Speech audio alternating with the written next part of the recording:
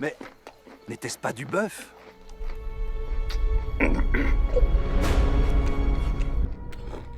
En Côte d'Ivoire, ces soldats français pensaient avoir conquis un village en pays à baie. Ils y ont trouvé un festin et mangé avec beaucoup d'appétit. Ce qu'ils ignoraient, c'est que la viande qu'ils appréciaient tant était la chair d'un de leurs compatriotes, Rubino. Fernand Rubino a-t-il été réellement exécuté et cuisiné par les Abais, puis dégusté par les siens? Un seul homme, 4 morts différentes, 4 versions de récit. Une guerre des vérités. Générique. Côte d'Histoire. Pour l'histoire de la Côte d'Ivoire en particulier et de l'Afrique en général, tu es à la bonne adresse. Côte d'Histoire, YouTube, TikTok, Facebook. Janvier 1910, en pleine colonisation française, la Côte d'Ivoire vit l'une de ses révoltes les plus marquantes, celle des Abais et des Atiers. Au centre de cette insurrection, un nom, devenu symbole, Rubino. Fernand Rubino, un employé européen de la CFAO, Compagnie française de l'Afrique de l'Ouest, tué dans un train. Mais comment? Par qui? Et surtout, pourquoi son histoire est-elle racontée de 4 façons différentes? Aujourd'hui, Côte d'Histoire vous emmène à Agboville, en pays Abais, sur les traces du mystère Rubino, entre mémoire, violence coloniale et vérité multiple.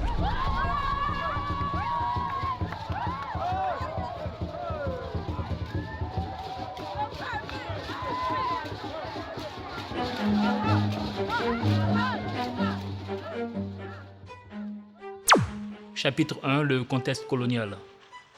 Au début du XXe siècle, la Côte d'Ivoire est sous domination française. Le chemin de fer Abidjan-Niger traverse les terres des peuples Abais et Atiers. Mais ce train n'amène pas seulement le progrès, il transporte aussi l'oppression. Travaux forcés, portage, impôts injustes, violences militaires et pour ne citer que cela. Dans un tel cas, les populations locales décident de résister. Le 7 janvier 1910, une révolte éclate dans la région d'Agboville. Des rails sont sabotés par les guerriers Abais et Atiers, des gares attaquées. Un homme blanc est tué, Rubino. La révolte des Abais. Les amis, je vais vous demander 2 choses. Activez la cloche de notification pour être les premiers informés de mes nouvelles vidéos. Et surtout, partagez la vidéo en profil WhatsApp par exemple. Cette révolte n'est pas un hasard. Elle est planifiée, organisée même. Les Abais et les Atiers visent des symboles. Le train, les colporteurs Djoula, les ouvriers. Ils dénoncent l'injustice, la brutalité et les souffrances vécues.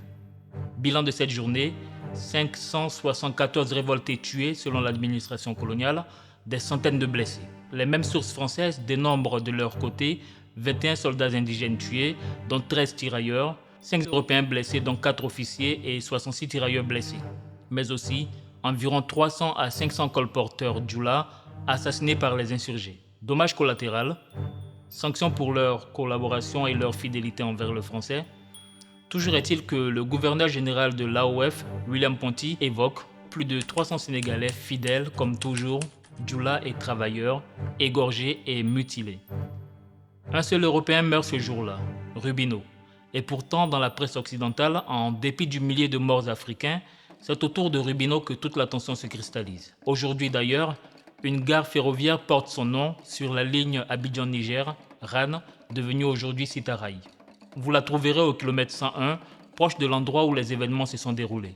Chapitre 3, les 4 versions de la mort de Rubino. Un mort, 4 versions. Sources écrites contre sources orales. 3 versions coloniales contre une version Abais. Analysons tout cela avec l'historien Fabio Vitti qui s'est penché sur la question. Première version, la version officielle, ou le silence des télégrammes.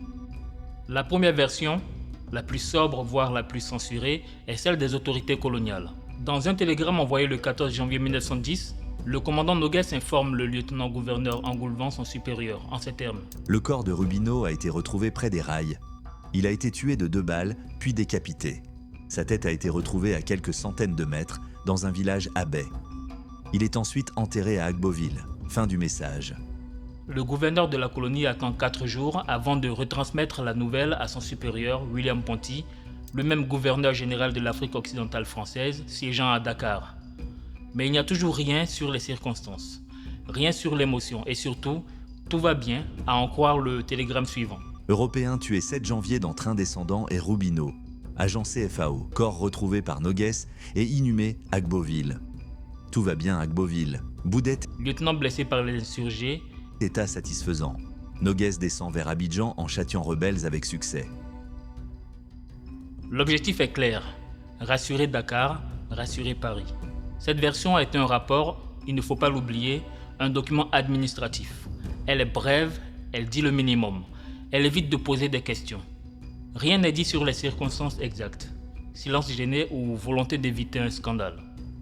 Deuxième version, la version journalistique. Le supplice de Rubino. Presque un an après les faits, une version bien différente de la mort de Rubino paraît dans le Journal des Voyages, une revue très populaire à l'époque. L'auteur, M. Otard, est un ancien acheteur de caoutchouc installé à Gboville. Il n'a pas vu précisément la mort de Rubino, même s'il a assisté à la révolte des abbés de façon générale. Sa parole est celle du commerce, une voix coloniale périphérique, souvent méfiante vis-à-vis de l'administration. Otard raconte l'arrivée à Gboville des rescapés de l'attaque du train. Parmi eux, il y a le mécanicien sénégalais Bakary qui livre un témoignage saisissant. Nous avons vu les abbés démolir la porte du wagon où Rubino était caché. Ils l'ont emmené au village. Aussitôt, le tam-tam a retenti. Rubino aurait donc été capturé vivant puis transporté comme un trophée. L'auteur imagine la suite avec une émotion mal dissimulée. Et je cite, Ce n'est pas sans un frisson d'épouvante que nous nous représentons le supplice de ce malheureux livré aux femmes qui sont les plus cruelles. fin de citation. Ce récit chargé d'imagination et de stéréotypes construit une scène d'horreur. Rubino, prisonnier, mené au cœur du village, promis à une mort lente et atroce. Il faudra 10 jours selon Otard pour retrouver sa tête dans la case du chef. Le corps, quant à lui, aurait été retrouvé 3 km plus loin dans un état lamentable. Le récit d'Otard contraste fortement avec la version officielle. Là où l'administration coloniale parle d'un meurtre sec, immédiat, 2 coups de balle, une décapitation, ici on suggère une capture, un transport, une exécution rituelle. La différence n'est pas anodine. Dans un cas, Rubino est une victime de guerre, dans l'autre cas, il est le centre d'un sacrifice sanglant, presque mythologique. Otard poursuit son récit avec la libération d'Agboville, puis la vengeance des tirailleurs, décrite comme totale, brutale, sans pitié. Une photographie accompagne d'ailleurs l'article. On y voit, selon la légende, et je cite, les indigènes d'Agboville ramenant sur une tôle le corps mutilé de M. Rubino. Cette version coloniale officieuse transforme la mort de Rubino en drame émotionnel. Elle ne repose pas sur des faits vérifiés, mais sur des témoignages indirects, des fantasmes et une volonté de marquer les esprits. En cela, elle révèle la manière dont l'imaginaire colonial se nourrit de récits violents, exotiques et profondément asymétriques. Derrière ce récit se cache une intention: justifier les représailles. Rubino n'est plus seulement une victime, il devient un martyr, un symbole. Et en son nom, les troupes coloniales incendient les villages des abbés. La justice devient vengeance, le châtiment une démonstration de force. Entre l'administration qui cache et les colons qui racontent trop, la vérité de Rubino semble s'échapper encore un peu plus. 3. La version héroïque. Cette troisième version de la mort du colon Rubino est fondée sur le récit, livré en 1919 par le lieutenant-gouverneur Raphaël Antonotti. Nous sommes près de 9 ans après les faits. En 1919, dans les marges d'un rapport sur le travail en Côte d'Ivoire, une note discrète livre une version effroyable d'un fait presque oublié. Le lieutenant-gouverneur Raphaël Antonetti, successeur d'Angoulvan en Côte d'Ivoire, y évoque un supplice d'une rare cruauté infligé au colon Rubino 9 ans plus tôt, au cœur de la forêt, à 60 km de Bingerville. Ce sont les populations de la forêt qui, en 1910, ayant capturé un chef de train, M. Rubino, le torturèrent sur la voie. « Tu vas voir, lui déclarèrent les abbés, les parties de ton corps que tes yeux n'ont jamais pu voir. » Ils lui détachèrent alors la peau du dos qu'ils présentèrent à ses yeux, puis la peau des fesses, puis la puce. Ensuite, ils lui arrachèrent un des yeux qui fut présenté au seul œil restant au malheureux. Enfin, ils firent l'ablation des parties sexuelles qu'ils lui introduisirent dans la bouche. Monsieur Rubino, respirant encore, fut ensuite coupé en morceaux et chaque village adhérant à la révolte reçut un de ces morceaux. Cela s'est passé il y a 9 ans à 60 km de Bingerville, dans une région déjà traversée par le chemin de fer. Aucune enquête, aucun témoignage direct ne vient appuyer ce récit. Antonetti ne précise pas sa source. Cette version ne figure dans aucun télégramme ni rapport officiel. Elle surgit presque en marge de l'histoire, à une époque où le gouverneur tente de réaffirmer l'ordre colonial face à des résistances persistantes. Dans cette version, il n'est plus question de fusillade ni de décapitation rapide comme dans les deux premières versions. La mort devient spectacle atroce, instrumentalisé pour nourrir un discours racialisé sur les indigènes absolument sauvages. Antonetti n'était pas témoin. Il écrit cela 9 ans plus tard dans une note annexe, une mémoire trouble transmise sans nom, sans preuve, comme un mythe noir destiné à stigmatiser les peuples sauvages de la forêt, mais aussi les discréditer. Serait-ce une manière de justifier la violence coloniale en peignant les guerriers abais comme des monstres? 4. La version abais ou le retournement du pouvoir. Un siècle après les faits, une autre voix s'élève, celle de Nana Okama, fils d'un acteur clé de la révolte de 1910. Elle a été recueillie en 2005. Cette fois-ci, le récit vient de l'intérieur. Pas des archives, pas d'un rapport colonial, mais de la mémoire transmise, des récits que l'on chuchote encore dans certaines familles d'abais, entre méfiance et fierté. Dans cette version, Rubino n'a pas seulement été exécuté, il a été cuisiné. Les villageois l'auraient tué à la veille de la 3e fête des Ignames, en représailles à sa trahison. Les colons et les tirailleurs venaient mater les populations qui s'opposaient au portage et aux travaux forcés. Ils l'ont fait pendant 2 années successives, et ce, pendant les fêtes d'Ignam, qui étaient célébrées pendant 3 jours consécutifs. C'était à cette occasion qu'ils surprenaient en pleine fête les villageois, et ceux-ci, pour fuir ces raids, étaient obligés de prendre la clé des champs pour se réfugier dans la forêt. Les colons massacraient alors les femmes et les enfants, saccageaient le village, mangeaient la nourriture qui était préparée pour la fête et emportaient par la suite tout ce qu'ils pouvaient emporter comme bien. Les villageois enquêtent sur cette coïncidence qui fait qu'à chaque fête des Ignames, un moment où ils sont vulnérables, les militaires français les surprennent et les massacrent. Après enquête, les villageois se sont rendus compte que c'est le commerçant Rubino qui transitait par notre région et à qui nos parents donnaient gîte et couvert, qui informait l'administration coloniale des moments propices où l'armée coloniale pouvait trouver tout le monde en place. Pour lui faire payer sa traîtrise et la dette de son ingratitude, les villageois l'ont tué à la veille de la 3e fête d'Ignam, qui a suivi, sachant pertinemment que les tirailleurs et les officiers blancs allaient venir en représailles le lendemain, comme les années précédentes. Ils l'ont donc préparé dans un repas très succulent, beaucoup apprécié par les colons à l'époque.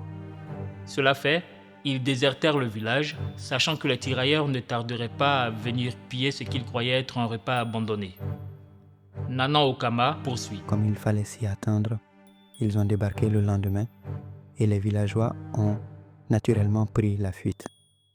C'est pendant qu'ils mangeaient, comme à leur habitude, les nourritures laissées par les villageois, qu'un des colons s'est aperçu que le morceau de viande qu'il avait pioché était en réalité un doigt humain qui portait une bague sur laquelle était gravé le nom de Rubino. C'est à ce moment qu'ils ont réalisé qu'ils venaient de manger un des leurs. Accusés d'anthropophagie par les colons, la population de la forêt leur aurait retourné l'accusation, littéralement. Dans cette histoire, les victimes deviennent stratèges. Ils retournent contre les colons l'accusation habituelle d'anthropophagie, souvent utilisée pour les décrire.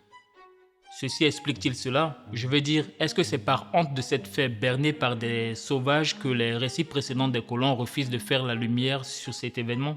Récit invraisemblable? Manipulé? Peut-être. Mais dans cette version, plus encore que dans les autres, la violence change de camp. Les symboles s'inversent. L'arrogance coloniale est punie par la ruse. Le traître est cuisiné, le dominateur mangé. La mort de Rubino devient un acte politique, la décapitation devient un symbole, une manière pour les insurgés de renverser, l'espace d'un instant, l'ordre colonial. Ici, le silence des vaincus parle à travers les gestes, à travers une mémoire que l'histoire officielle a longtemps voulu effacer. Ici, Rubino n'est pas une victime innocente. Il est un représentant du pouvoir colonial, tombé lors d'un soulèvement contre l'injustice et les exactions. Et même si la scène semble douteuse, son écho demeure, car dans Abidjan, l'histoire continue de circuler, par l'oral, par internet, par l'ironie tragique d'une mémoire que rien ne peut vraiment enterrer. J'avoue que pour moi-même qui vous parle présentement, j'ai eu connaissance de cette histoire grâce à ma mère qui n'est ni Abé ni Atié. Si cette quatrième version est opposée aux deux premières, qui évoquent l'enterrement des restes mortels de Rubino, elle colle dans une certaine mesure avec la troisième qui, elle, évoque la torture et le dépeçage de cet infortuné. Chapitre 4. Le piège des récits. Pourquoi tant de versions? Pourquoi autant de contradictions? Peut-être parce que chaque groupe voulait contrôler le récit. Les militaires minimisent, les journalistes exagèrent, les gouverneurs diabolisent, les villageois détournent. L'histoire devient alors un champ de bataille entre mémoire, vérité et pouvoir. Chapitre 5. Héritage et mémoire. Aujourd'hui, Rubino a donné son nom à une gare. Un mausolée lui est dédié à Degboguier. Mais que contient ce mausolée? Un corps entier? Quelques restes ou une simple légende? En guise de conclusion, Rubino est peut-être mort 4 fois et son histoire est racontée 4 fois. Ces 4 récits ne racontent pas seulement une mort, ils racontent un rapport au pouvoir, à l'histoire et à la mémoire. Rubino est tour à tour victime, héros, prétexte ou oppresseur. Sa mort devient un miroir de la colonisation elle-même, de ses violences, de ses récits contradictoires et des silences qu'elle a laissés. Entre les lignes des archives et les murmures de la mémoire, une question demeure. Qui a le droit de dire la vérité sur le passé? En écoutant les récits, nous ne cherchons pas seulement des faits, nous écoutons des douleurs, des mensonges, des résistances. 4 morts pour un seul homme. 4 récits. Et pas un témoin direct. Des versions qui se contredisent, s'enrichissent ou se nient. L'œil qui voit est un œil qui pense, nous rappelle l'historien Fabio Vitti, citant l'anthropologue Lanclus Girard. Mais ici, aucun œil n'a vu, et pourtant, chacun croit savoir. Sommes-nous dans l'effet Rashomon? Vous savez, c'est ce film du réalisateur japonais Akira Kurosawa, dans lequel il décrit le même événement de 4 manières différentes, suivant 4 personnes différentes. Pas vraiment, car il ne s'agit pas de points de vue divergents sur une scène vécue, mais bien de reconstruction, d'usage, d'agenda. Chaque narrateur nous dit ce qu'il faut croire en fonction de ce qu'il veut faire croire. L'un, Noguès, fonde la véracité de son témoignage sur le fait qu'il a vu un corps mutilé. L'autre, Otard, appuie sa narration par le fait qu'il a vécu la révolte des Abés de façon générale, même s'il n'était pas sur les lieux de l'exécution de Rubino. Un troisième, Antonetti, n'a rien vu, mais se fonde sur son rôle de gouverneur avec un témoignage pétri de mépris civilisationnel. Le dernier, Nanon Okama, lui aussi n'ayant rien vu, mais appuyant son témoignage oral sur l'héritage d'une mémoire familiale. Mais tous racontent autre chose que la mort de Rubino. Ils parlent du désordre colonial, de la justification de la violence, de la fabrication d'un sauvage ou de la revanche des humiliés. Alors que reste-t-il? Une vérité? Non, mais une certitude. L'histoire ne dit pas ce qui fut, elle dit ce qu'on en fait. Dans les archives, dans les journaux, dans les légendes populaires, dans les silences aussi, chaque version devient une source, non pas un fait à croire, mais un symptôme à interroger. Finalement, ce ne sont pas les faits eux-mêmes, mais la manière dont ils sont racontés, tus, exagérés ou transformés qui nous intéresse ici. Ce qu'il faut dire, ce qu'il faut taire, ce qu'il faut inventer. Et peut-être que là, dans cette confrontation d'invention et de silence, c'est l'histoire coloniale elle-même qui se donne à voir. Les amis, merci d'avoir regardé Code d'Histoire. Je vous remercie d'être restés jusqu'ici. Merci de faire partie de la famille Code d'Histoire qui continue de grandir grâce à vos partages, à vos likes. Si ce documentaire vous a appris quelque chose, partagez-le et n'oubliez pas, c'est pour le futur que le passé doit demeurer présent. À bientôt.